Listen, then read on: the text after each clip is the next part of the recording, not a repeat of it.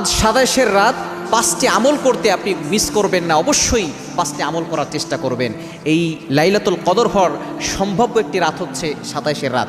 আমরা কিন্তু অনেকেই দেখা যাচ্ছে বেজোর রাতগুলোতে আমল করেছি, ২১-এর রাতে আমল করেছি, ২৩-এর রাতে আমল করেছি, ২৫-এর রাতে আমল করেছি, ২৭-এর রাতেও কিন্তু আমল করতে হবে, এরা তো মিস করা যাবে না। এবং সামনে ২৯-এর রাত আছে, এরা তো আমল করতে হবে।